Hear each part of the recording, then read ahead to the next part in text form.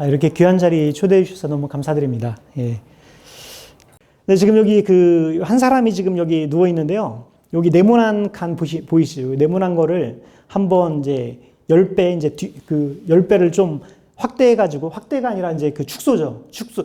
이제 말씀해보면 축소 확대 원리를 깨달으라 그러잖아요. 그래서 한번 이제 축소를 먼저 해보겠습니다. 이게 10배를 이제 간 거고요. 이건 100m 이제 상공에서 본 거고, 1km 상공. 이게 점점점 10배씩 커집니다. 10배씩 점점 이제 커져서 보면은 이제 지구가 보이죠. 이게 10의 7승 이제 10의 7승 요 위에 이제 써 있습니다. 그래서 이제 10배가 보면 이렇게 돼 있고 또 10배가 보면 이제 지구가 이제 점처럼 보이죠. 근데 이 지구가 요 안에 있습니다. 여기 지금 연두색으로 되어 있는 게 이제 지구의 궤도고요. 공전 궤도. 그래서 지구가 이제 이렇게 있는데 이제 10의 12승 10의 12승 정도를 이제 확대를 하니까 지구가 저기 태양이 보이고 더 가니까 2배, 100배 또 더 가니까 지금 태양계가 이제 점으로 보이는 거죠. 지금 태양계가 점으로 보이고 또 10의 16승, 10의 17승, 10의 18승까지는 뭐 아무것도 안 보여요. 10의 19승 되니까 갑자기 뭐가 많아지는데 10의 20승, 10의 21승이 되면은 이게 이제 우리 은하가 보입니다. 이제 우리 은하에 이제 저기 태양계가 저 안에 있는 거죠. 10의 22승, 10의 23승 되면 이제 우리 은하가 저렇게 별처럼, 그러니까 이렇게 점으로 보이는데 우리가 밤하늘에 보면 별들이 있잖아요. 근데 별이 이제 별 하나가 아니라 우리가 보는 은하 있잖아요, 은하. 은하에 수천억 개의 별들이 있는 건데 수천억 개의 은하 하나가 이제 별 하나처럼 이제 딱 보이는 거죠. 그러니까 얼마나 이제 큰 거예요, 그죠? 그리고 그래서 이제 계속 가보면은 우리 은하 자체도 이제 안 보이죠. 그래서 이제 이게 이제 10의 25승, 10의 25승 정도로 이제 가보면은 이제 우리 은하도 안 보이게 되는 그런 상황이 됩니다. 우리 우주가 이제 엄청나게 큰 거잖아요.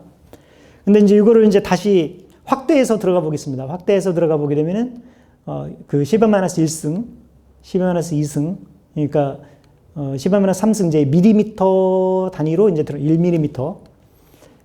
그래서 10배 확대하고 더 확대하면 이제 세포가 보이죠. 10-5승 정도 되면 이제 세포가 보이고요.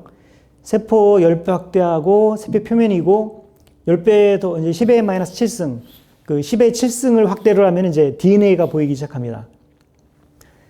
DNA가 이제 더 확실하게 보이고, 그리고 10-9승, 더 확대하면 이제 분자들이 보이죠. 분자들을 더 확대하면 이제 뭐가 이제 뿌연 게 보이는데, 이 뿌연 게 이제 뭐냐면 원자입니다, 원자. 이제 원자가 이제 저 안에 이제 하나가 보이는 거죠. 10-12승. 그 다음에 10-13승 정도 되면 이제 원자 핵이 보여요.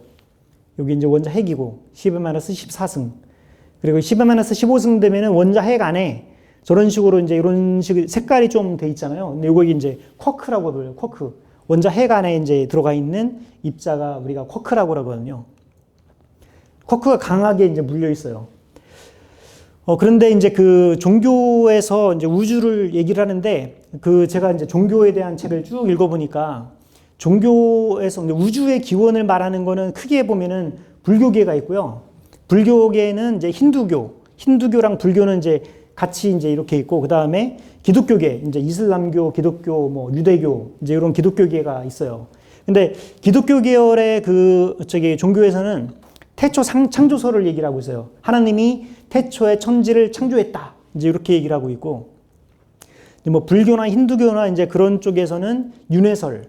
항상 얘가 계속 바뀐다는 거죠. 사계절이 있듯이 항상 탄생, 성장, 수렴, 저장 이런 거를 계속 반복해서 간다. 윤회한다. 그래서 우주는 끝이 없다. 이제 이렇게 얘기를 하고 있다는 거죠. 그래서 그러면은 우주가 과연 창조됐느냐 아니면은 영원히 끝없이 반복되는 거냐, 이제 이런 과학적 물음이 생기잖아요. 근데 요거를 이제 해결한 게 뭐냐면 빅뱅 우주론이 요즘에는 교과서에 나오더라고요. 그래서 고등학교 교과서에 보면은 제일 먼저 나오는 게 빅뱅 우주론이 나와요. 상당히 이제 격세지감을 많이 느끼게 되는데, 요 빅뱅 우주론이 뭐냐면요. 요 사람이 이제 허블이라는 사람입니다. 천문학에서 가장 이제 혁명적인 발견이 뭐냐라고 묻는다면은 저는 이제 허블이 우주가 팽창한다는 걸 발견했다. 이게 이제 가장 그 중요한 사실이라고 저는 생각을 해요. 원래 허블이 이제 뭐를 하고 있었냐면은 우주를 보면서 얘가 그 별들의 지도를 만들고 있었어요. 이제 별의 지도를 만드는데 별의 지도를 만들려면은 별이 어디 있는지를 알아야 되잖아요. 근데 어디 있는지를 이제 관측을 하려면은 얘가 지금 관측을 하다 보니까 얘가 별이 이제 우리로부터 멀어지는 거예요. 근데 멀어지면은 그 멀어지는 거를 이제 측정할 수가 있거든요. 이제 그 물리학적으로. 봤더니 우주가 별이 막 멀어지는데 가까이 있는 거는 이제 작은 속도로 멀어지고 멀리 있는 거는 빠른 속도로 멀어지는 거예요.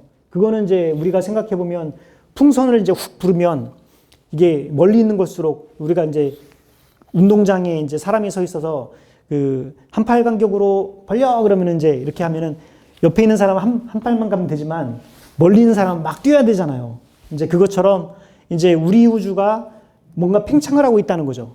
그래서 우주가 팽창하고 있다는 거를 이제 허블이 발견을 합니다. 그런데 그 팽창을 하는데 이 밑에 있는 사람이 아인슈타인이잖아요. 근데 아인슈타인이 이제 유명한 게 상대성 이론이잖아요.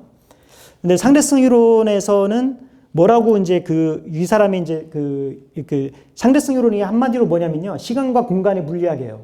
시간과 공간 자체를 어떻게 연구하느냐. 이제 그게 아인슈타인의 상대성 이론인데 제가 물리를 해야 되겠다고 이제 그 결심을 하게 된 게 바로 요 상대성 이론 때문에. 상대성 이론을 딱 읽었는데 너무 이게 대단한 거예요. 왜냐하면 단순한 생각 몇 개로 우주 전체에 대해서 그거를 논한 거예요. 야, 이거 엄청난 이론이다. 이제 그래 이걸 공부해보고 싶다 그래가지고 물리를 했는데 이 사람이 이제 그 상대성 이론에서 얘기하는 결론은 요겁니다. 그 빨리 달리는 물체는 질량이 늘어난다. 물체는 빛보다 더 빨리 달릴 수 없다. 그리고 중력이 있는데 중력은 시간과 공간을 휘어지게 만든다. 뭐 이런 얘기들을 했어요. 근데 이 상대성 이론이 딱 나온 다음에 이 이론을 가지고 이제 많은 사람들이 연구를 하다 보니까 어떤 일이 발생됐냐면은 우주가 가만히 있는 게 불안한 거예요. 이 아인슈타인의 그 상대성 이론을 가지고 연구를 막 해봤더니 우주가 가만히 있는 게 불안하고 우주가 뭔가 이게 팽창하든지 아니면 수축해야 되든지 둘 중에 하나를 가져야 된다는 걸 사람들이 발견하는 거예요. 근데 이제 예를 들어서 이제 그런 거죠. 왜냐면은 우리가 이렇게 곡률이 굽어 있는데 계란을 그 위에다가 이제 밥그릇을 이제 뒤집어 놓은 다음에 계란을 놓으면은 얘가 이쪽으로 왼쪽으로 굴러 떨어지든지 오른쪽으로 굴러 떨어지든지 둘 중에 하나로 있지 가만히 있는 거는 사실은 되게 어렵잖아요. 이제 그것처럼 아인슈타인의 이론을 가지고서 이제 계산해 봤더니 이 우주가 팽창을 하든지 수축을 하든지 둘 중에 하나가 돼야 되는데 근데 아인슈타인이 그게 마음에 안 들었던 거죠. 마음에 안 들어가지고 자기 이론을 수정을 해요. 수정을 해가지고 우주는 이게 가만히 정적인 상태의 우주여야만 된다라는 걸로 수정을 하게 됩니다. 이제 그걸 나중에 얘기해야 그게 굉장히 나중에 중요한 사항이 돼버려요. 근데 그게 아인슈타인의 실수였는데 그 실수가 나중에 굉장히 중요한 사항이라는 게 이제 최근에 밝혀집니다. 이제 그거는 좀 이따가 얘기를 하고요. 그래서 우주가 이제 팽창한다는 거를 허블이 발견을 했고요. 아인슈타인이 원래 허블이 오고 우주가 팽창한다는 걸 발견하기 전에 이미 우주는 가만히 있으면 안 되고 팽창하든지 수축해야 되든지 둘 중에 하나가 돼야 된다는 거를 아인슈타인이 아니라 다른 아인슈타인의 이론을 연구한 다른 학자가 그렇게 얘기를 하니까 아니 그거는 말이 안 돼. 우주는 가만히 있어야 돼라고 이제 자기 이론을 수정했다 그랬잖아요. 근데 수정하고 난 다음에 허블이 이제 우주가 팽창한다는 걸 발견하니까 아 미안해 나 잘못했어 내 이론 잘못했어 그래가지고 그 잘못된 이론을 폐기시켜요. 내 인생의 최대 실수라고. 근데 알고 봤더니 아인슈타인이 실수 안 했던 거예요. 그런데 이제 그래서 어쨌든 우주는 팽창한다. 요게 이제 굉장히 오랜 역사를 두고서 우주가 팽창한다는 게 굉장히 엄청나게 정밀하게 검증이 됩니다. 제가 이제 이따가도 얘기하겠지만은 물리학하고 수학이 좀 달라요. 그러니까 물리학은 뭐냐면은 검증을 하지 않으면은 사실이 아닌 거죠. 그러니까 어떤 게 사실이라고 한 우리가 교과서에서 물리학을 배우는 거는 이미 다 실험적으로 다 검증이 된 것들이 나오는 거거든요. 근데 우주가 팽창되는 거를 그럼 어떻게 알았냐? 이게 그 물리학자들이 하는 방법들이 다 있습니다. 그 방법으로 해가지고 우리 우주가 137억 년 됐다 그랬잖아요. 근데 137억 년 되는 게 굉장히 여러 번의 수정을 거쳐가지고 나온 최종 결론이에요, 사실은. 이제 그래서 그 굉장히 정밀한 그 계산을 통해서 이루어진 거고요. 실험을 통해서도 다 관측이 됐습니다. 엄청난 정밀도로. 그래서 이제 그래서 우주가 이제 봤더니 세 가지 가능성이 있다는 거죠. 이 아인슈타인의 이론에 의하면은 첫 번째는 아인슈타인은 우주가 이게 시간에 따라 가지고 그 우주가 이제 그 팽창한다는 얘기는 뭐냐면 옛날에는 작았다는 얘기잖아요.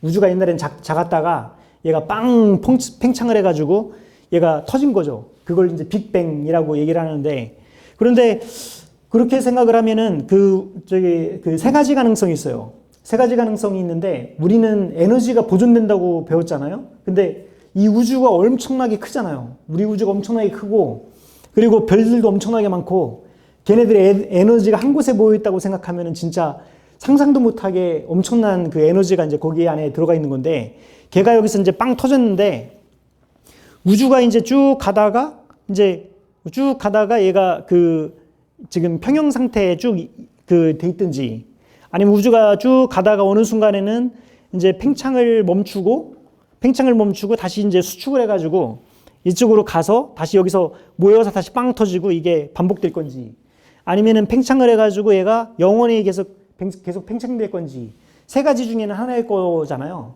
근데 아인슈타인은 이제 요거였으면 좋겠다라고 생각을 했죠. 그런데 지금 기독교의 입장으로 보게 되면은 만약에 얘가 이제 우주 탄생 초기는 한 번밖에 없는 거잖아요. 우주 한 번만 탄생됐고 그 우주가 영원히 가는 거니까 이제 이 두 이론은 이제 우주 탄생 이론에 해당되는 거고요.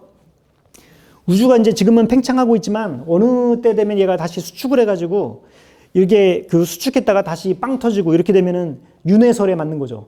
영원히 이제 우주가 이제 돌고 돌아가지고 팽창과 수축이 계속 이제 돌아가서 이제 불교의 이론에 이제 맞는 겁니다. 그래서 이게 지금 그 과학계에서 굉장히 중요한 이슈였어요.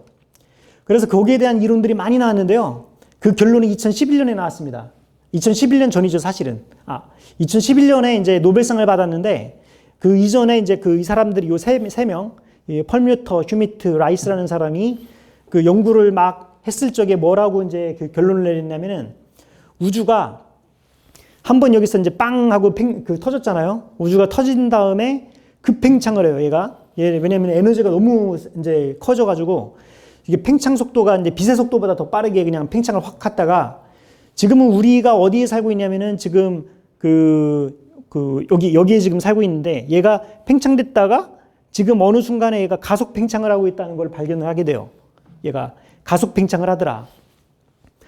가속 팽창한다는 얘기는 뭐냐면 우주가 이제 수축하지 않는다는 얘기거든요. 얘가 우주가 이렇게 갔다가 팽창을 했다가 이제 가속 팽창을 하는 거니까 다시 이게 수축하는 가능성은 없거든요. 이렇게 한번 돼버리면은.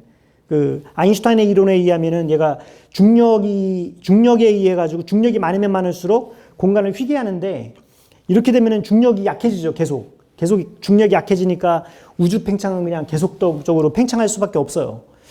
그래서 지금 이렇게 되면은 이제 뭐가 맞냐? 이제 기독교 이론이 맞는 거죠. 기독교가 태초는 한 번밖에 없었다. 태초는 한 번밖에 없었고 137억 년이 지금 이제 흐른 상태에서 우주는 이제 영원할 거라는 거죠. 그래서 이게 이제 지금 현재의 우주 모델입니다. 현대 우주 모델이고 이게 바로 이제 그래서 이제 학생들이 지금 이제 교과서까지도 배울 수 있는 거죠. 그래서 이제 지금 교과서에 나온 중고등학교 교과서까지 나온다는 얘기는 지금 이게 거의 완벽하게 이제 학문적으로 자리 잡았다는 거예요. 제가 학생 때만 하더라도 거의 자리 잡아가 나가는데 약간의 반론이 조금 있는 그런 상태였는데 지금 거의 반론이 사라졌습니다. 예, 그래서 지금 그렇게 그냥 암기하시면 돼요. 이제 사실로 굳어졌으니까 이제 암기하면 된다. 우리 우주는 팽창하고 있다. 그런데 여기 이제 이거 이제 모르시면 되면 여기서 모르셔도 되는 얘기가 나옵니다. 이거는 굉장히 어려운 식이에요, 사실은. 물리학자들이 이게 얼마나 어려워하는 식이냐면요. 저게 이제 아인슈타인이 만든 방정식인데, 저 아인슈타인 방정식을 풀면은, 야, 나 풀었다! 그러면서 학회 나와서 막 자랑을 해요. 이거 풀었다고. 아주 단순한 걸로 이제 하나 풀면은, 논문 발표하고 막 자랑하고, 웬만하면 잘 안 풀려요. 엄청나게 어려운 수식이거든요. 그러니까 여러분들 모르는 게 당연하고요. 근데 원래는 요 빨갛게 칠한 게 원래 아인슈타인 이론에는 없었어요. 요 빨갛게 동그라미 쳐놓은 게. 그런데 이제 뭐 저걸 가지고 풀어보니까 저걸 가지고 이제 우리 우주 자체를 풀어보니까 팽창하든지 수축하든지 두 개 중에 하나가 나와야 되니까 요 저 항을 넣었어요. 여기 이제 감마라고 하는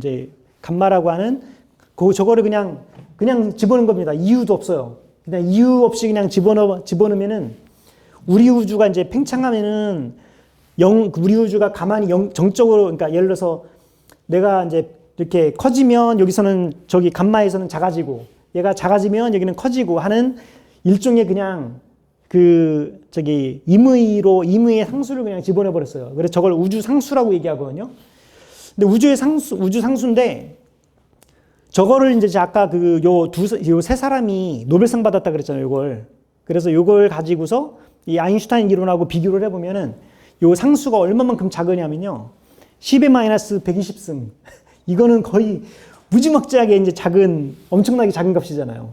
근데 희한하게 뭐냐면 저게 이거보다 마이너스 120승은 아까 뭐였어요? 지금 겨우 이제 원자 단위로 들어간 게 거의 10의 마이너스 15승이었거든요. 10의 마이너스 15승 정도고 뭐 실제 이제 우리 은하가 이제 별처럼 보이는 게 10의 20승 정도밖에 안 되는 그런 스케일인데 여기는 10의 마이너스 120승이면 얼마나 작은 숫자예요. 근데 그 작은 숫자가 나중에 봤더니 이게 엄청난 의미를 갖고 있어요. 왜 그러냐면은 이거보다 저 상수가 저거보다 조금 크면요. 우주가 엄청나게 빨리 팽창해요. 우주가 빨리 팽창을 해가지고 물질이 형성이 안 돼요. 우주 탄생 초기에. 그러니까 얘가 이제 물질이 된다는 얘기는 우리가 양성자가 있고 전자가 있고 양성자랑 전자가 만나가지고 플러스랑 마이너스가 만나서 하나의 원자가 이루어지는 건데 플러스랑 마이너스가 만날 시간이 없는 거죠. 우주가 팽창해 버리니까 그냥 만나기도 전에 그냥 떨어져 버리니까 그러니까 물질 자체가 형성이 안 돼요. 그러면서 원자핵과 전자가 이제 그냥 찢겨나가 버리는 거죠. 그래서 물질 자체가 우주가 안 되기 때문에 물질도 안 나오고 그다음에 그러면은 물질이 안 나오면 그다음 이유 거는 다 아무것도 의미가 없는 거죠, 우리가. 근데 만약에 우주 상수가 저기 10의 마이너스 120승이 무진장 작은 숫자긴 하지만은 저거보다 더 작아버리면요, 얘가 우주가 이제 커지다가 수축을 하는 모양으로 갑니다. 이게 수축을 하게 돼요. 그 수축을 하면은 이제 나중에 우주가 이제 블랙홀이 되거나 아니면은 모든 게 다 이제 우주가 또 이제 말썽이 이제 생기게 되거든요. 그래서 이게 지금 이 엄청나게 작은 숫자긴 하지만은 이게 왜 이렇게 아주 미세 조정돼 있냐. 여기 이제 이걸로 우리가 물리하는 사람들이 우주의 계층 문제라고 얘기를 합니다. 얘가 너무 작으니까 이 작게 우주가 혹시나 이게 하나님이 이걸 튜닝시킨 게 아니냐. 우리 우주가 이렇게 완벽하게끔 되게끔 뭔가 누군가가 설계하지 않으면은 이거는 불가능하다. 이제 이런 내용입니다. 요 우주의 계층 문제가. 근데 이제 이거를 이제 지금까지 얘기를 딱 들으면은 뭐가 느껴지냐면은 하나님이 있나 보다. 이제 이런 생각이 들잖아요. 근데 이제 과학자들이 하나님이 있다는 거를 이제 여기까지는 얘기를 들으면은 하나님이 있다라고 이제 믿어지는데 하나님이 없다고 얘기하는 사람들의 입장을 또 들어봐야 되잖아요. 하나님이 없다고 하는 사람들의 입장이 이제 또 이렇습니다. 우리가 이제 이 우주를 이제 우리 우주가 돌아가게 하는 게 바로 뭐 때문에 그러냐면 힘 때문에 그러죠. 힘. 근데 힘은 이제 4가지 종류가 있어요. 강행력. 강행력은 이제 그러니까 원자들이 아니라 원자핵. 아까 원자핵 안에 뭔가 또 뭐 여러 가지 색깔 있는 것들이 막 있었잖아요. 이제 그런 것처럼 원자핵들이 그 안에서 이제 있게 하는 힘. 그리고 원자핵 안에는 걔네들이 양성자인데 양성자들은 플러스거든요. 근데 우리가 고등학교 때 배웠을 때는 플러스끼리는 서로 밀쳐낸다고 돼 있어요. 근데 서로 간에 밀쳐내는데 걔네들끼리 굉장히 아주 짧은 거리에 이렇게 뭉쳐 있다는 거는 얘가 뭔가 강력한 힘이 걔네들을 붙잡고 있다는 얘기잖아요. 그래서 그 강력한 힘이 뭐냐면은 이제 강행력. 그 다음에 전자기력. 이제 전자기력은 이제 플러스랑 마이너스끼리 작용하는 힘. 이제 그런 게 이제 바로 이런 우리 일상생활에서 쓰는 뭐 전자기파라든가 여러 가지 전자제품, 이제 그런 것들이 바로 이제 전자기력에 의해서 나오는 전기 에너지죠. 그 다음에 약행력은 이제 우리가 방사능에 관련된 힘입니다. 이제 방사능이 이제 나올 때 관련되는 힘. 그리고 이제 중력이 있는데 중력은 우리가 잘 알고 있죠. 제가 이 땅바닥에 이제 딛고 서 있는 것도 지구가 저를 잡아당기기 때문에 이제 중력에 이제 이렇게 돼 있는 거고. 근데 힘의 크기를 비교를 해보면요. 강행력의 크기를 1이라고 치면은 전자기력은 그거의 137분의 1 정도 되고, 약행력은 이제 10의 6승 정도가 되고요. 중력은 10의 39승 정도가 돼요. 근데 왜 이렇게 이렇게 돼 있느냐? 여기 이제 물리하는 사람들 항상 왜 이렇게 됐냐가 이제 궁금한 거죠. 왜 이렇게 됐냐? 근데 강행력이나 이제 다른 거는 이해가 되는데 이 중력은 너무 약한 거예요. 중력이 왜 이렇게 약할까? 그런데 이제 우리 우주를 결정짓는 여러 가지 물리 인자들이 있습니다. 물리 인자 중에 하나가 이제 대표적인 게 광속. 광속은 이제 1초에 그 지구를 7바퀴 반 돈다고 그러잖아요. 이 빛이. 이제 그 정도, 그 속도. 그 다음에 중력. 아까 중력은, 중력 상수라는 거를 통해서 결정이 되는데 걔가 이제 10의 11승 정도가 돼요. 이것도 굉장히 작은 값이잖아요. 예, 중력은 너무 작은 값이에요. 그런데 중력 상수가 만약에 저거보다 조금 커진다. 이제 좀 커지면 어떤 일이 벌어지냐면은 우리 초기에 이제 우리 물질들이 생겨나는데 물질들이 이제 물질들 사이에 작용하는 힘들이 좀 세지니까 걔네들끼리 뭉치는 힘이 너무 커져 버려요. 그래서 별들이 안 생기고 별들이 다 블랙홀이 돼 버려요.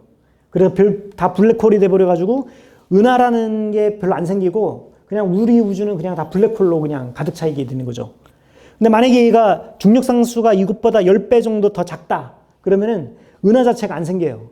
은하가 안 생기면은 뭐 우리 거기에서 이제 물질도 안 생기고 지금 우리 사람도 안 생기고 당연히 뭐 지구도 안 생기고 그냥 우리 우주 전체가 그냥 가스 덩어리로 그냥 쭉 이렇게 있는 거죠.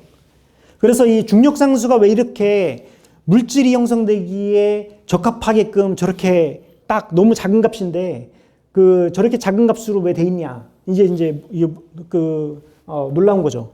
그 다음에 또 하나 이제 플랑크 상수인데 플랑크 상수는 10의 34승 엄청나게 작은 값인데 이거는 뭐냐면은 양자역학을 우리 일상생활에서는 경험을 하지 않거든요. 그러니까 양자들이 원자나 전자들이 이제 행동하는 양자 세계의 물리학이 있고요. 그걸 우리가 양자역학이라고 부릅니다.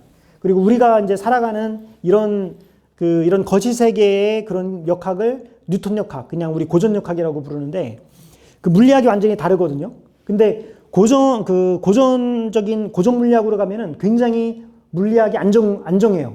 우리가 어떤 이제 물리 현상이 있으면 원인이 있으면 결과가 있잖아요. 원인과 결과가 명확해. 그래서 뉴턴이 뭐라고 얘기냐면은 나는 초기 조건만 알면은 우주의 운명을 알 수 있어라고 얘기했어요. 뉴턴은. 그러니까 그 정도로 원인과 결과가 명확해요. 이제 그런데 양자의 세계에 가면은 원인과 결과가 아주 뒤죽박죽이에요. 뒤죽박죽이 혼란스러워요. 그래서 성경에 보면 뭐라고 나왔냐면은 하나님이 천지를 만드실 때 땅이 공허하고 혼돈했다 그랬거든요.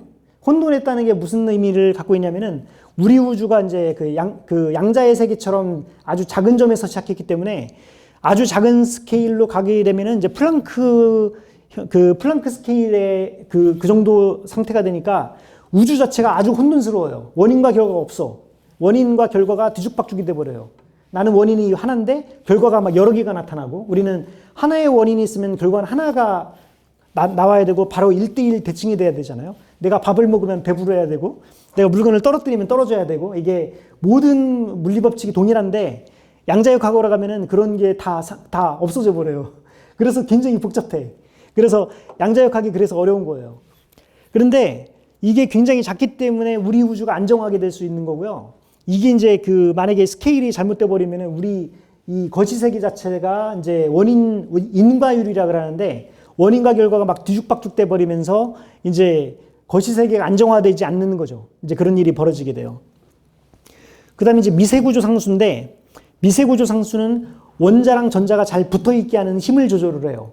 힘을 조절을 해서 원자랑 전자가 아주 작은 스케일에서 얘네들이 잘 원자랑 전자가 잘 붙어 있어서 이런 물질들을 형성하기에 가장 적합한 힘을 얘가 조절을 해주고 있거든요. 그래서 이걸 딱 보면은 엄청나게 다 작은 값들인데 얘네들이 진짜 이거 물리학자들이 딱 이걸 보면은 생각나는 게 진짜 하나님이 있나 보다. 하나님이 있으니까 이렇게 그 물리를 아주 미세 조정을 해가지고 우주가 안정적이고 그리고 물질들이 안정적으로 나오고 은하들이 잘 생겨나고 그다음에 은하가 잘 생겨나니까 거기에 이제 지구 같은 것도 나오고 생명체도 나오고 이제 이런 것들이 뭔가 누군가가 이게 설계하지 않고서는 이게 있을 수가 없다. 이제 그런 생각을 갖게 되잖아요. 그래서 이제 그걸 뭐라고 얘기하냐면 인류 원리라고 얘기를 합니다. 왜 인류 원리? 왜 우리가 여기 있느냐? 여기 있는 거는 누군가가 전지전능한 지적 설계자가 있어가지고 우리 우주를 이렇게 만들었기 때문에 지금 이러한 안정된 우주가 형성이 되고 그 물질과 생명체가 탄생되기에 알맞게 된 이런 물리 법칙을 우리가 갖게 된 거다. 그러니까 우리가 생명이 태어난다고 하는 그 자체가 굉장히 어려운 일이긴 하지만요. 물질이 생겨나 그 이전에 물질이 생겨나고 우주가 생겨나고 이런 거 자체가 너무나 이제 기적적인 일이라는 거죠. 그래서 이게 이제 지적성 설계자가 있어야 되지 않냐. 그래서 이제 요게 이제 이 사람이 굉장히 유명한 사람인데 이분이 이제 뭐라고 하냐면 와인버그라는 분인데 와인버그가 이제 이 전자기력하고 약행력을 이제 하나로 통합하는 걸로 해가지고 이제 노벨상 받으신 분인데 이분이 중력이 왜 이렇게 미세적인 조정이 돼가지고 이게 이러한 물질과 우주가 안정되게 됐는지 모르겠다. 이건 참 희한한 일이다. 이제 그래가지고 이거에 대한 이제 책도 썼습니다. 그런데 이제 지금 무신론자들은 이제 이거를 이제 반박을 하는 거죠. 무신론자들은 어떻게 얘기를 하느냐. 무신론자의 대표적인 사람이 이제 스티븐 호킹, 그 다음에 이제 레너드 서스킨드, 이런 사람들이 이제 그 위대한 설계, 그 다음에 우주의 풍경, 이런 책을 내면서 이거는 우연이 된 거다. 우연이 된 거지, 하나님이 만든 게 아니다. 이제 그렇게 주장을 해요. 이제 이게 과학적 무신론이거든요. 근데 과학적 무신론의 그 기본이 되는 게 뭐냐면은 촉근 이론이라는 겁니다. 촉근 이론. 촉근 이론인지 왜 어떤 이론인지는 제가 좀 이따가 다시 얘기를 하고요. 근데 촉근 이론에서 기본적인 원리, 얘기는 그거예요. 우리 우주가 유일한 게 아니다.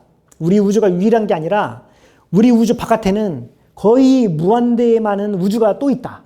그래서 무한대에 많은 그 우주가 있는데 그 무한대의 경우의 수가 있으니까 적어도 그 중에 하나는 생명체가 탄생될 수 있는 우주가 있는 게 아니냐. 거기에 우리가 있는 거다. 그래서 그래서 아주 이제 무한히 많은 우주 중에서 그 중에서 아까 인류 원리를 만족하는 우주가 적어도 하나는 있을 것이다. 그게 바로 우리가 살고 있는 우주다. 이제 그렇게 얘기를 한다는 거죠. 근데 그렇게 이걸 이제 다중우주론이라고 얘기하는 다중우주론. 다중우주론을 이제 얘기할 적에 이제 여기부터는 심지어 주무셔도 됩니다. 못 알아들으셔도 돼요. 왜 이제 이 사람들이 이런 논리를 폐기됐는가에 대한 이제 백그라운드를 얘기하려고 하는 건데 여기서부터는 이제 모르셔도 됩니다. 그냥 이런 게 있나 보다.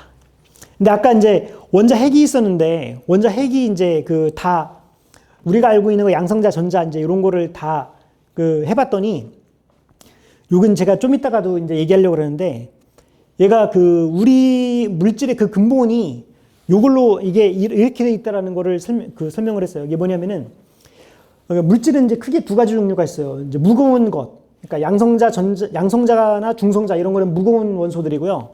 뭐 전자 이제 이런 것들은 가벼운 것들이에요. 얘네들은 전자는 원자핵보다는 1800배 가볍기 때문에.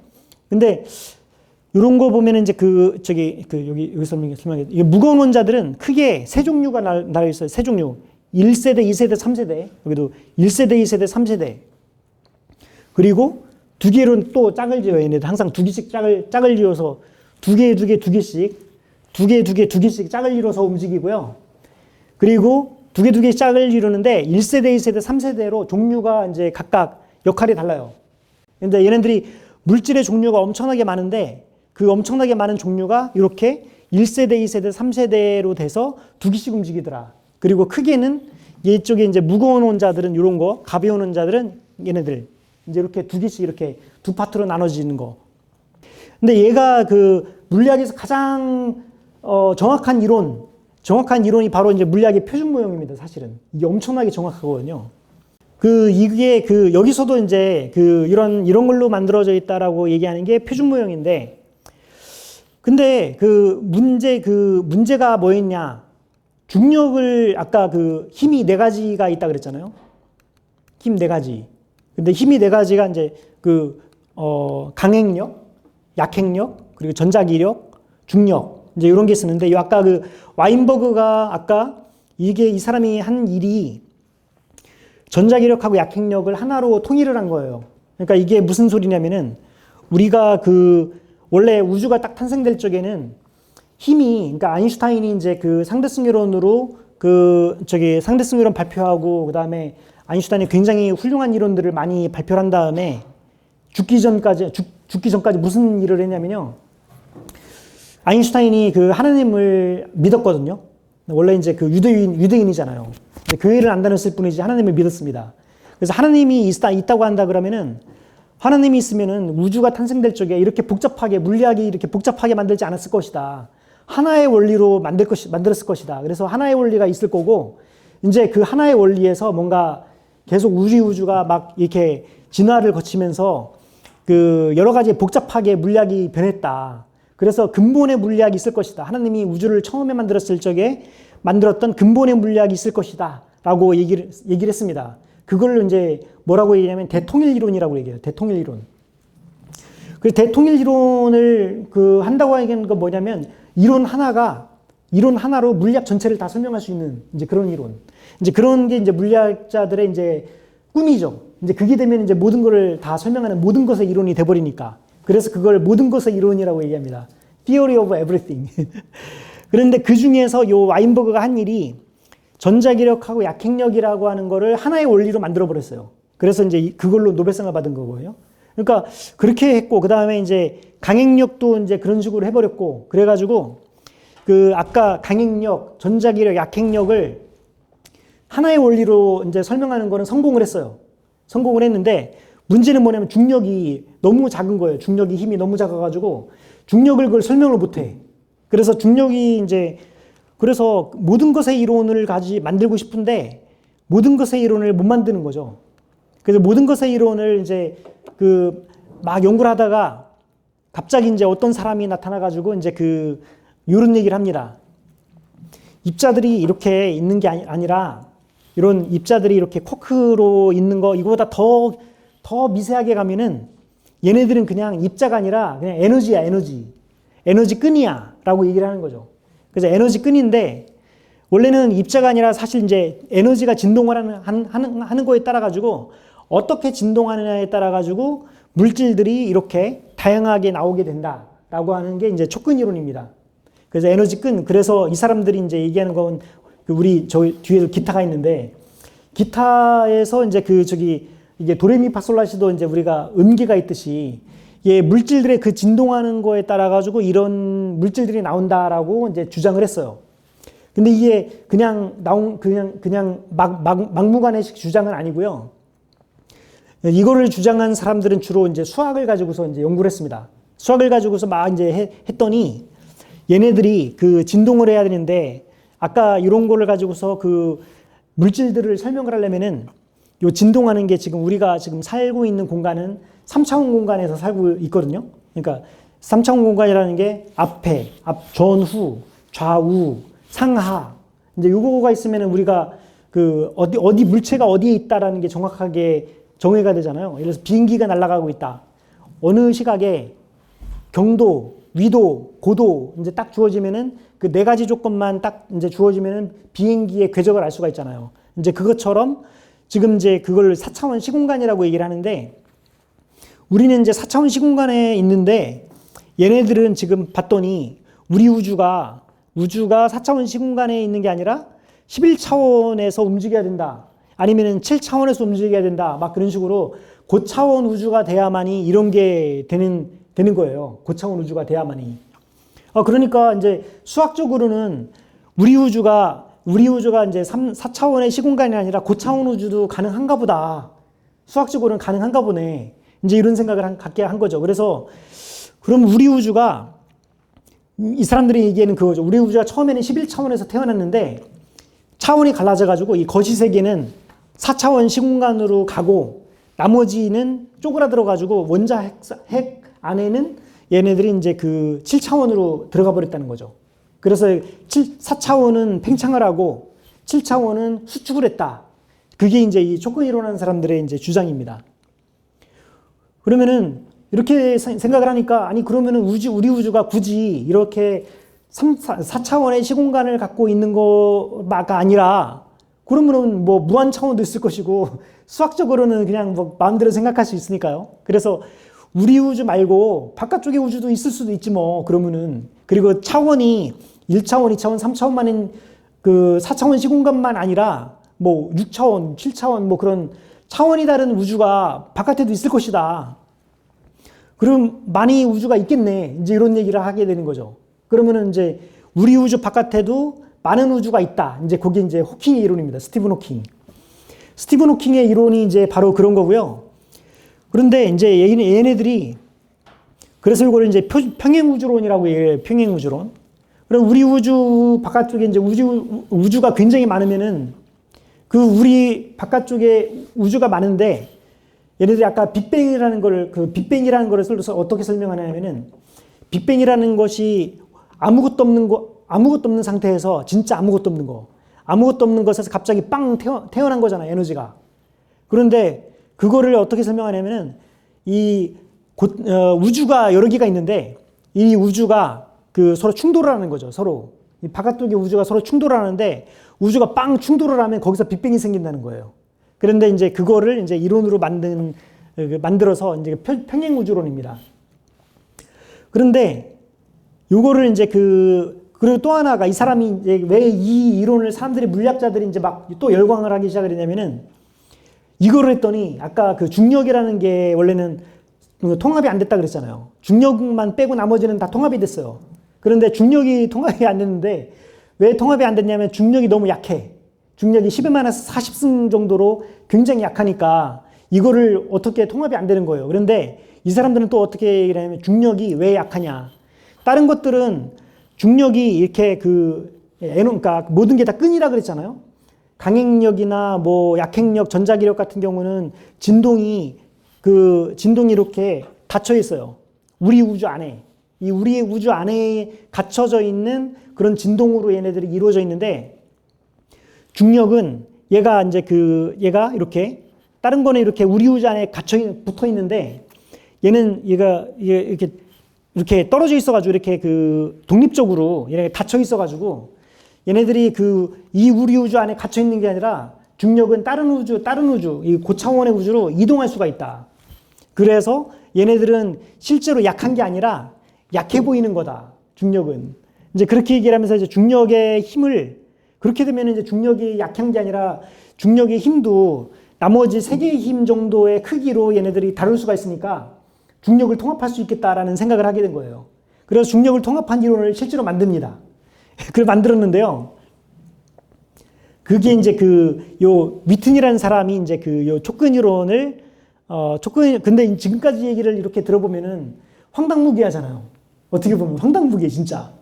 근데 황당무계하고 이론들이 그냥 막 엄청나게 막 나오면서 그냥 근데 수학이 엄청나게 어려워요. 엄청나게 어려운 수학들 그래가지고 너무 복잡한 그런 일들이 많이 벌어지는데 요 위튼이라는 이제 이 슈퍼 천재가 나타나가지고 말이 안 되는 이론을 말이 되게 만들어 버려요. 그러니까 원래는 말이 안 됐는데 어떻게 보면 일단은 그냥 상상력이잖아요, 상상력. 이제 물리학자들의 상상력을 실제로 그걸 수학적으로 딱 정의를 명확하게 다 증명을 해버려요. 증명을 해가지고 이게 진짜구나 라고 사람들이 이제 믿게 되는 이론으로 만들어 버려요. 그래서 이 사람이 이제 천재인데 근데 이제 천재가 이제 노벨 물리학상을 받은 건 아니고요. 수학상을 받았어요, 수학상. 왜냐면 그게 다 수학이라서. 그래서 이제 이 사람이 위튼이 이제 그렇게 만든 촉근 이론의 말도 안 되는 이론의 그런 이론을 그럴듯하게 만들어 버리니까 어떤 문제가 이제 해결이 됐냐면은 아까 중력이라는 게 굉장히 골치 아팠는데 골치 아픈 중력이 이제 해결이 돼 버린다는 거죠. 그래서 그 아까 양자역학하고 중력을 통합한 이론을 만들 수가 있으니까 우리 우주가 너무나 하나의 원리로서 나오게 되니까 그 모든 것의 이론이 이제 가능하게 돼버린 거죠. 그리고 또 하나가 그 물리학자들이 좋아하는 요소가 또 하나가 뭐가 있냐면은 우리 우주 말고 바깥의 우주가 무한히 많다 그랬잖아요. 뭐 우주가 무한히 많으니까 아까 호킹이 얘기했던 것처럼 무한히 많은 우주 중에 적어도 하나는 우리 사람이 살 수 있는 우주가 있는 게 아니냐. 그래서 이제 이제 신의 존재를 제거해 버려도 된다. 그래서 이제부터는 무신론이 이제 무신론적으로 우리가 생각을 하더라도 된다. 이제 그렇게 되는 거죠. 그래서 이게 그 무한히 많은 근데 이게 그래서 이제 그래서 과학적 무신론입니다. 근데 여러분들이 딱 볼 적에 과학적 무신론이 맞는 것 같냐, 과학적 유신론이 맞는 것 같냐, 이제 이렇게 이제 거기서 이제 의문이 생기잖아요. 근데 이제 이거를 비판하는 책이 있습니다. 제가 그 비판하는 책을 읽었거든요. 그게 뭐냐면 기본적으로 우리가 과학은 무엇인가를 다시 한번 생각을 해봐야 돼요. 우리가 과학의 아버지 하면은 누구를 얘기하면은 갈릴레오 갈릴레이거든요. 근데 왜 갈릴레오 갈릴레이를 과학의 아버지라고 얘기하냐면은 과학적 방법론을 만들었어요. 과학적 방법론이라는 게 뭐냐면은 이거는 이제 우리 중고등학교 교과서에도 또 나오거든요. 과학적 방법론은 뭐냐면 어떤 사실을 관찰을 합니다. 어떤 현상을 관찰을 하면은 이게 왜 이러지? 라고 이제 생각을 하는 거죠.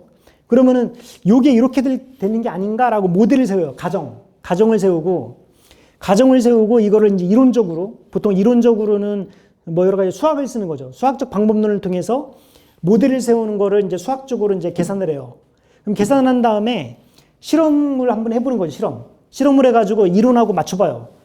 이론 맞네? 맞네. 그러면은 이제 이게 참 이론이 되는 거고요. 이론하고 실험하고 해봤더니 안 맞아. 그럼 이제 모델이 잘못된 거죠. 그럼 모델을 바꿔서 다시 계산해. 실험을 해봐. 이걸 계속 반복을 해서 맞으면은 이제 원리가 이게 맞다. 그래서 우리 원자가 안 보이잖아요. 원자, 전자 다 아까 안 보이는데 다 이런 모델이거든요. 모델로 해서 정확하게 이제 실험을 해봤더니 그 모델하고 정확하게 맞으니까 이제 이론으로 이제 되는 거죠. 근데 이런 방법론을 갈릴레이가 제일 먼저 세웠거든요. 근데 문제는 뭐냐면은 그래서 이제 과학은 5가지 특징이 있는데 첫 번째 실험이 가능해야 돼요. 그 다음에 실험을 하더라도 재현이 돼야 돼. 그리고 이거를 잘 설명해야 되고 그 다음에 어떤 이론이 있으니까 그 이론에 해당돼 부합하면 이걸 예측도 가능해야 된다는 거죠. 그러니까 우리가 그 행성의 운동을 이제 뉴턴이 발견했을 적에 왜 그게 각광을 받았냐면은 뉴턴의 이론에 의하면은 행성이 언제 어디 있을지를 예측을 할 수가 있으니까 뭐 헨리의 성이 언제 온다 이거 다 예측이 가능하잖아요. 예측이 가능하고 그 다음에 얘는 근데 또 하나의 특징이 있는 게 얘가 임시적 가설이라는 거죠. 뭔가 새로운 발견이 있으면은 얘는 폐기될 수 있어요. 예. 뉴턴이 있는데 뉴턴의 이론을 아인슈타인이 폐기시켜 버렸거든요. 근데 뉴턴이 잘못된 건 아니죠. 뉴턴은 단지 거시세계 물리학만 발견했는데 아인슈타인이 봤더니 아인슈타인은 그거보다 더 큰 원리가 있고 더 큰 원리 중에서 아주 일부분이 뉴턴의 원리야. 이걸 이제 그래서 아인슈타인 이론이 이제 더 상위 레벨에 있는 거죠. 그런데 이제 이거보다 이제 더 상위 레벨에 있는 게 이제 아까 모든 것의 이론을 만들려고 하는 거죠. 더 상위 레벨에서 이제 그 큰 거를 만들려고 하는데 이제 어쨌든 간에 더 큰 게 나오면은 거기에 잘못된 거는 얘가 폐기될 수 있다는 거를 우리 항상 염두에 둬야 됩니다. 그런데 제가 이제 요 두 책을 읽었거든요. 과연 촉근 이론이 옳은 이론이냐. 여기 뭐라고 되냐면은 not even wrong이라고 돼 있는데 이걸 한국말로 보니까 틀렸다는 말조차 할 수가 없다. 예, 왜냐면 아무런 실험적 증거가 없다는 거죠.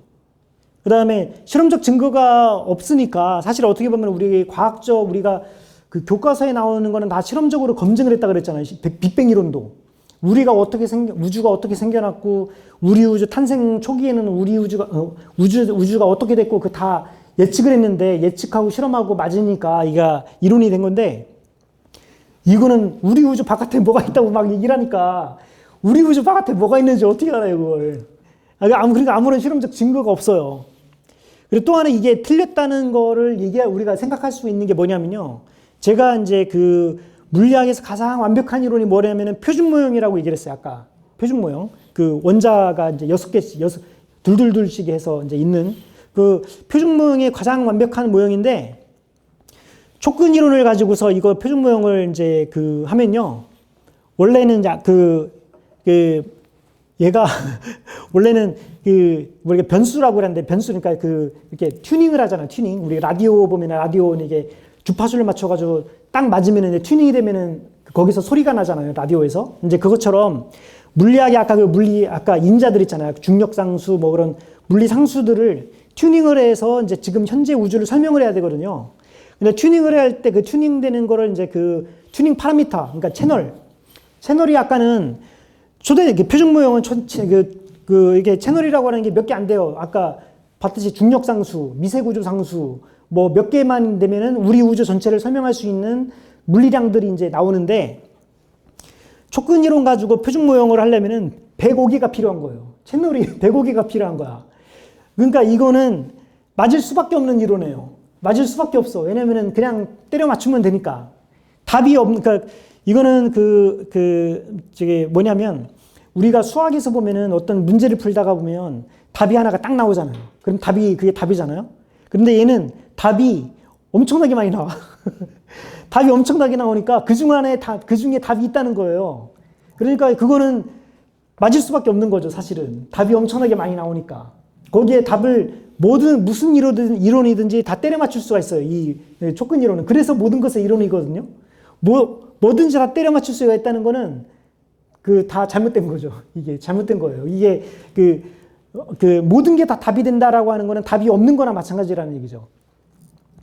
또 하나 아까 진공 에너지가 엄청나게 작다고 얘기했잖아요. 10의 거의 100승에 가까운데 진공 에너지가 표준 모형보다 무려 10의 56승배보다 더 크게 예측을 해요. 그러니까 기존의 물리학이 완벽한 이론이라고 했던 표준 모형하고 너무 안 맞는 이론이라는 거죠, 얘가.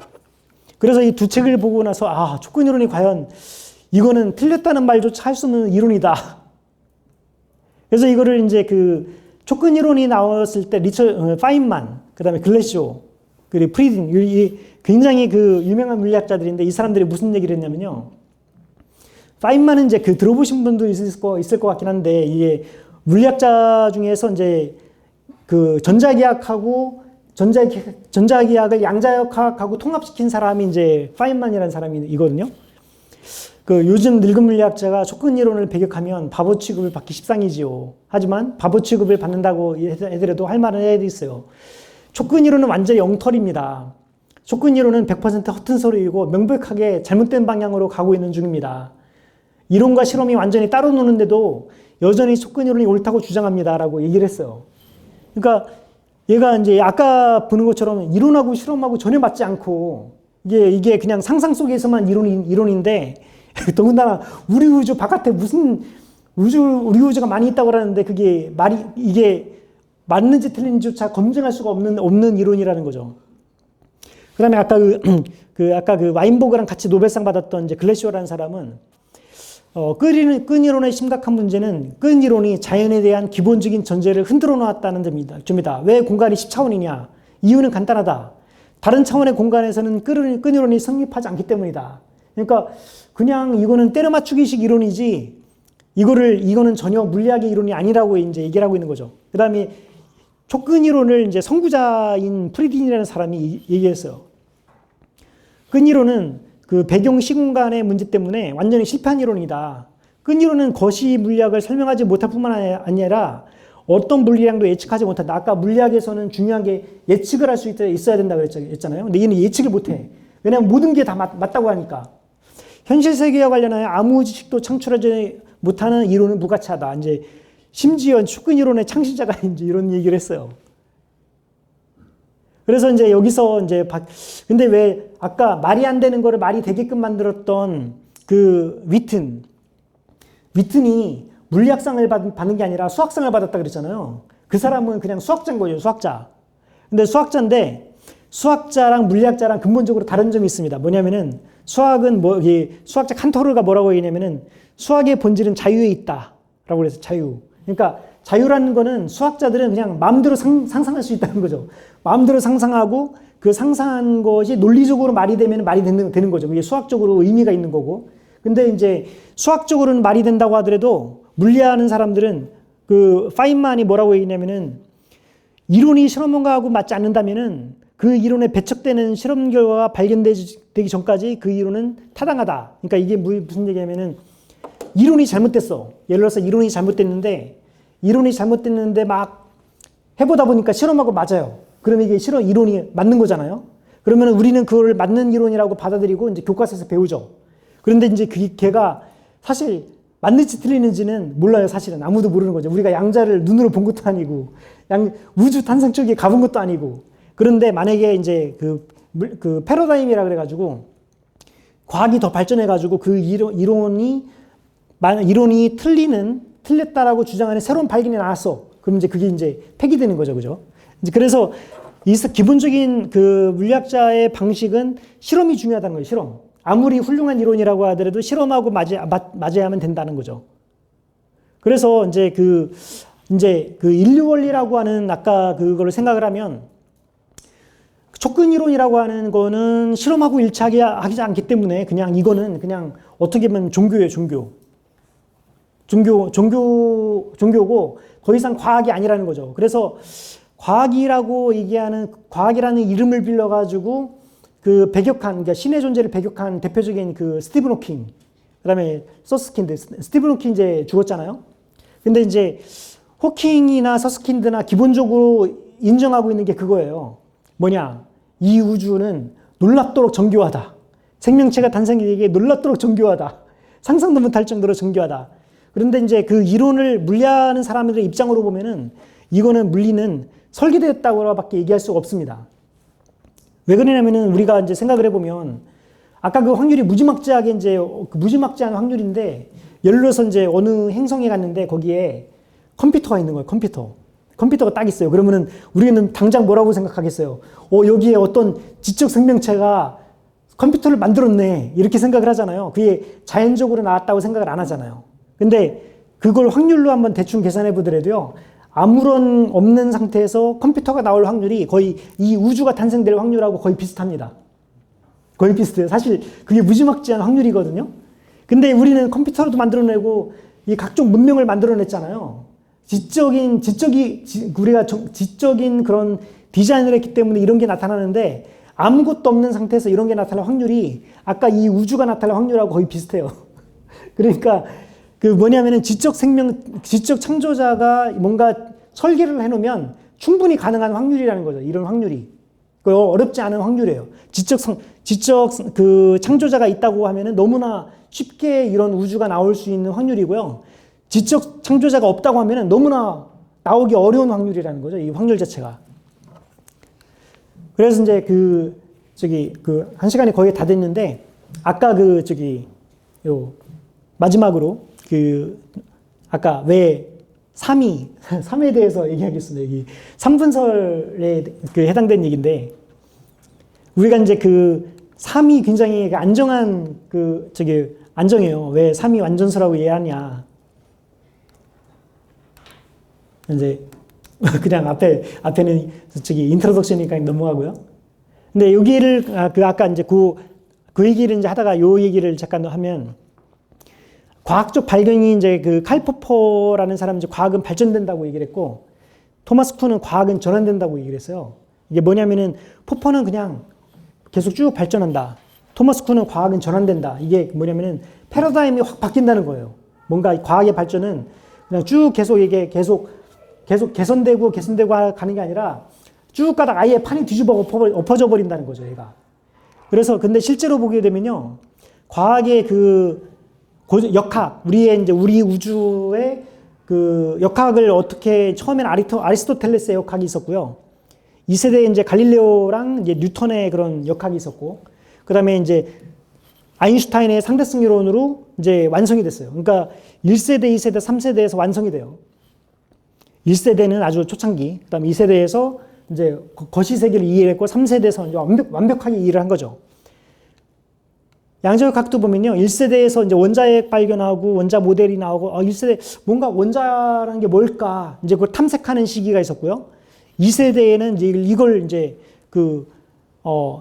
양자역학이 뭐다라고 이제 완벽하게 딱 얘기를 하는 시대가 있었고, 3세대에서는 양자역학이 근본적으로 양자역학하고 상대성 이론하고 합해서 뭔가 완벽한 이론이 이제 그 3세대에서 이제 디렉에 의해서 나타납니다. 그래서 양자역학 발견도 탐색기. 제가 이렇게 나눈 게 아니고요. 근데 얘가 점점 발견돼서 이제 이걸 나눈 게 아니라 혁명기가 있다는 거예요. 혁명기. 1세대 혁명, 2세대 혁명, 3세대에 완성돼 버려요. 네. 좋은 말씀 너무 감사드리고요. 아까 헨리에성에 대해서 이야기하셨는데, 일반 행성은 이렇게 일정한 궤도를 도는데, 왜 헨리에성은 그러게 지구 가까이 태양에 가까이 왔다 많이 돌아가는? 그거요? 그거는 제가 역학을 가르치거든요. 그 학생들한테 그 얘기를 가끔 합니다. 원래 우주가 이제 그러니까 태양계가 처음 탄생했을 적에 세 가지 경우가 있는데, 얘가 90력 있잖아요. 90력. 이제 90력과, 그러니까 얘네들이 이제 그 회전운동이 있고, 그러니까 직선운동이 있는데, 회전운동 그러니까 에너지를 이제 전체적으로 생각을 할 적에요. 얘가 에너지가 약한 애들은 그냥 다 태양으로 빨려 들어가요. 태양으로 빨려 들어가고, 에너지가 강한 것들은 다 그냥 우주 바깥으로, 태양계 바깥으로 날아가 버려요. 그럼 남아있는 거는 얘네들이 그 태양 주위를 도는 것만 남아있겠죠. 그래서 이제 그렇게 남아있는 게 우리 알고 있는 그런 행성들, 소행성들이고요. 그런데 이제 걔네들이 항상 원운동을 하는 게 아니라 타원 운동을 합니다. 항상. 타원 운동을 하는데, 타원 운동하는 것 중에서 헨리에성은 아주 극단적으로 타원 운동을 하는 거죠. 그래서 나머지 것들은 이제 다 사라지고, 타원 운동을 하는 것들 중에서 아주 그러니까 타원 운동이 이게 아주 큰 경우는 사실은 드물거든요, 얘가. 그런 게 드문데, 그런 드문 것들이 그래서 혜성이 헨리에성만 있는 게 아니라 혜성이 몇 가지가 더 있는 걸로 알고 있어요. 그래서 그런 것들만 이제 아주 극단적인 타원 운동을 하는 거고요. 나머지 행성들도 그냥 그 타원 운동을 하긴 해요. 약간 정도가 이제 원 운동하고 가까워서 그러지. 그러면 타원 운동이 아까 직선 운동하고 이 회전이 있잖아요. 네. 그러면 중력이 가까워질수록 이게 회전 운동 개념으로 이렇게 이루어지고, 네. 멀어질수록 직선 운동에 가까운 것이 결합이 되기 때문에 타원이 되나요? 그렇다고 볼 수 있죠, 사실은. 네, 그렇다고 볼 수 있는데, 멀어질수록 이게 당기는 힘이 약해지니까 팽창하려는 것은 좀 길게 좀 직선 개념으로 가고, 태양 쪽으로 가까이 올 때는 이 회전 운동 개념으로 결합된 개념인가요? 정확하게 얘기하면요, 가운동량 보존 법칙 때문에 그렇거든요. 그러니까 얘가 가까이에, 그러니까 걔가 회전하는 운동은 똑같아요, 사실은. 회전하는 운동은 똑같은데, 얘가 회전이 약간 회전축이 되는 게 중심에 딱 있기는 사실은 거의 불가능하고요. 회전축이 이제 약간 좀 삐딱하게 있는 게 사실 일반적인 거죠, 사실은. 그래서 회전 중심이 일반적으로 삐딱하게 있는데, 이제 가까이 왔을 적에는, 그러니까 걔는 극단적으로 회전축이 이쪽에 붙어 있는 거예요, 얘가. 거기에 대한 적당한 비유가 생각이 안 나는데, 용수철을 돌린다고 생각하시면, 용수철을 이렇게 돌리면은, 용수철이 얘가 멀리 있었을 적에 이제 세게 돌릴 적이랑 천천히 돌릴 적에 적당한 비유가 아니긴 한데, 예, 어쨌든 그건 좀 약간 정확하게 설명하려면은 좀 수학적인 게 좀 필요해서 제가 말로 설명하기가 좀 그런데요. 기본적인 거는 원운동은 똑같습니다. 회전운동은 다 똑같은데, 회전운동의 축이 가운데 있지 않고 약간 삐딱하게 있는 거다. 그렇게 생각하시면 될 것 같아요. 또 하나 질문 있습니다. 제가 원래 지금 저도 대체학을 좀 좋아하거든요. 그리고 또 그러다 보니까 양자 파동 분석기를 제가 조금 오랫동안 취급했어요. 그러면서 제가 궁금했던 게 뭐냐면, 결국에는 사람을 쪼개면, 세포 조직을 티슈부터 다 쪼개면 결국에는 양자잖아요. 원자잖아요. 그게 이제 그 안에 들어가 보면 진동이잖아요. 각 모든 세포마다 진동을 하는데, 이 진동의 형태를 보고 이제 이거를 측정한다고 그 원리를 설명을 했더라고요. 우리가 MRI가 자기공명 분석 장치잖아요. 그거를 사진화로 디지털에서 사진 형태로 만들어 놓은 것이 MRI고, 그 다음에 이거를 수치화한 것이 양자 파동 쪽에 수치화해 놓은 게 분석기라고 그렇게 제가 들었는데, 제가 궁금한 거는, 사람이 그러면 요즘 양자의 것을 가지고 이용을 해서 건강에 뭐 치료기다 아니면 도움을 줄 수 있다라고 하는 것이 가능한 이야기인가요? 양자 역학을 통해서 사람의 세포라든지 교정을 한다든지 세포의 원래의 상태로 그 정상적인 상태, 비정상 세포를 정상적으로 할 수 있는데 양자 그 파동의 원리가 작용할 수 있는 게 가능한 원리인가요? 양자 파동은 사실은 우리 일상생활에서는 거의 안 나타나고요. 아주 이제 특수한 조건에서 이제 양자 파동을 예를 들어서 보거나 만들려고 하면은 아주 엄청난 정밀하고 비싼 장비가 필요합니다. 네. 그래서 양자 파동이라고 얘기하는 거를 우리가 일반 일상생활에서 얘기하는 거는 양자 파동이 아니고요. 그리고 양자 파동을 이제 그냥 일반적인 그 전자기파입니다. 그건 제가 보기에는. 근데 일반적인 전자기파가 인체에도 영향을 미치거든요.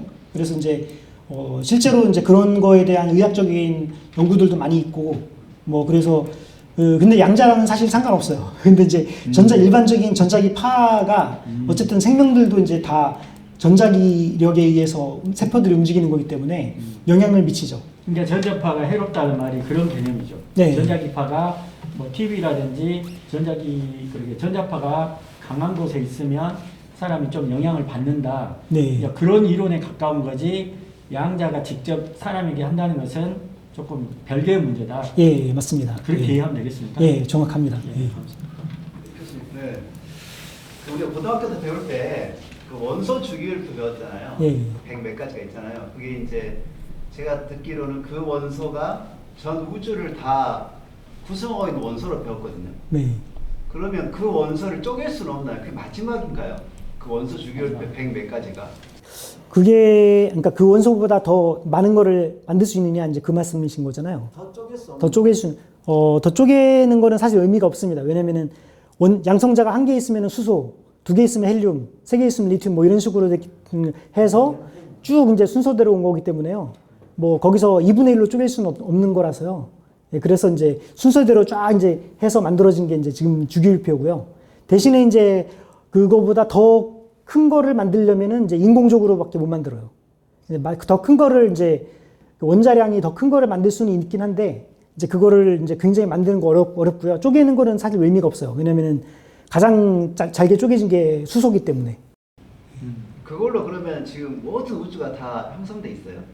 그렇다고 보시면 됩니다. 그럼 우리 인간을 쪼개면 인간도 그 원소 주기율표대로 다 분해가 되는 거예요. 예. 그리고 또 하나 그 중요한 점은 뭐냐면요. 그거는 안정한 원소예요. 그러니까 지금 우리 우주에서 안정하게 있는 원소. 근데 우리 우주가 아까 제가 말씀드렸듯이 물질이 사실은 안정하기가 되게 어렵다 그랬잖아요. 근데 우리가 불안정한 원소는 엄청나게 많아요. 이게 심지어 뭐 잠깐 한 10의 마이너스 뭐 10승초, 10의 마이너스 몇 승초에 있다가 사라지는 원소들이 훨씬 더 많아요. 이제 그런 것들은 이제 우리 우주 안에서는 관측이 안 되고요. 관측이 되는 것도 있어요. 관측이 되는 것도 있는데 이제 그런 원소들도 이제 여전히 많다는 거죠. 있다가 사라지고, 있다가 사라지고. 그래서 실제로는 그런 원소들이 그래서 아까 제가 이제 좀 복잡한 정확하게 말씀드리면은 아까 6세대가 있다 그랬잖아요.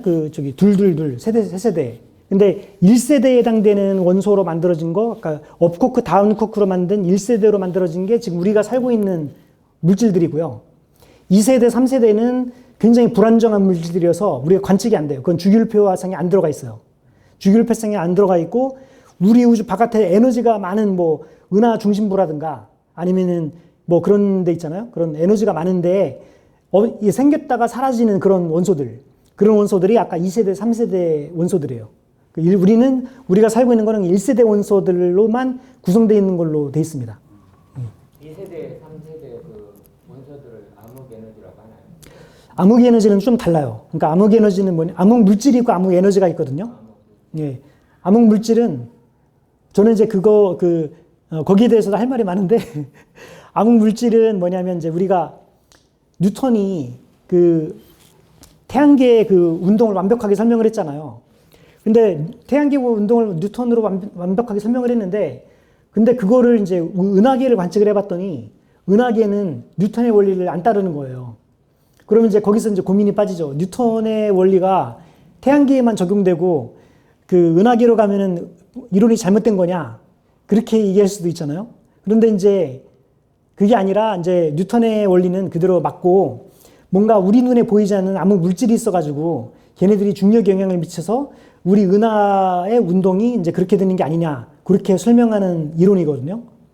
이제 그게 이제 암흑 물질이고요. 암흑 에너지는 아까 우주가 이제 가속 팽창한다 그랬잖아요.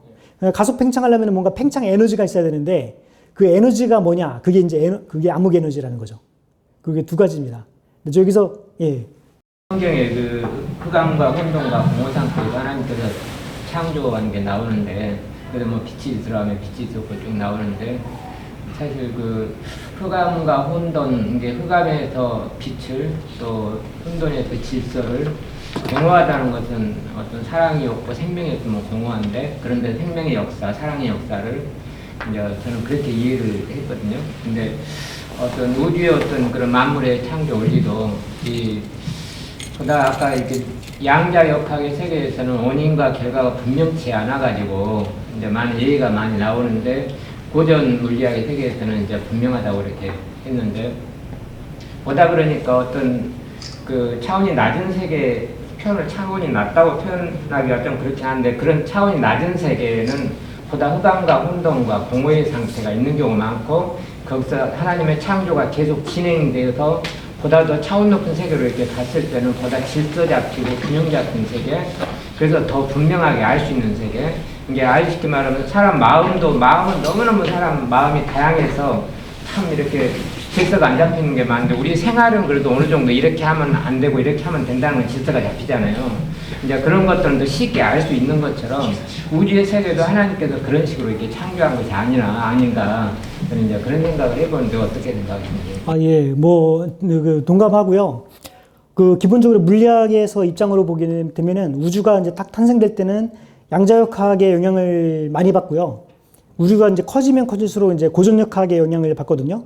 그래서 이제 양자역학 세계에서는 이제 물리법칙 자체가 원인과 결과가 완전히 깨져버리기 때문에 아주 복잡하고 이제 그러니까 혼돈스럽죠. 혼돈이라는 자체가 진짜 물리적인 혼돈입니다. 물리적인 혼돈 상태가 있는 거고, 그러면서 이제 걔네들이 이제 양자역학의 이제 거치 세계로 되면서 아까 플랑크 스케일을 벗어나게 되면은 이제 거기서부터는 이제 고전역학이 지배를 하게 돼가지고 이제 안정한 상태가 되는 거고요. 질서가 잡히게 되는 거고, 그 다음에 흑암이 기품에 있었다 그랬잖아요. 우주가 딱 탄생할 적에는 전자기학이 아직 나타나지 않았어요. 그래서 이제 빛이라는 게 없었습니다. 그래서 빛이 있으라며 빛이 있었다 그랬잖아요. 근데 그 빛이 있었다가 우주 탄생하고 난 다음에 한 몇 분인가? 네, 정확한 그 시간의 기억이 안 나는데, 그때 이제 전자기학이 딱 나타나면서 우리 우주에 빛 에너지가 가득 차게 되거든요. 그래서 이제 빅뱅 이론이 그것 때문에 이제 인증을 받은 거예요. 그게 뭐냐면 빅뱅 이론이 우주가 탄생될 적에 빛 에너지가 이제 빛이 있으라며 빛이 있었다라고 하는 그 순간이 있었다고 한다면 그 잔해가 지금 있을 거잖아요. 그래서 그 잔해를 이론적으로 계산해 봤더니 그때 탄생했을 때 에너지가 이 정도였으면은 137억 년 정도 흐르면 지금 에너지가 이 정도 될 것이다 라고 예측을 할 수가 있고, 관측을 해봤더니 그게 너무나 정확하게 딱 맞아 떨어지기 때문에 그때 우주 탄생 초기에 빛이 생겼구나, 이제 그걸 우리가 이해를 하게 된 거거든요. 그래서 이제 빛이라는 것도 우주 탄생 초기에는 빛이라는 것도 없었고, 그리고 굉장히 양자역학적으로 혼돈스러운 세계였고, 그런데 그게 우주가 시간이 지나면서 안정적인 상태로 가게 됐다는 건 이제 그겁니다.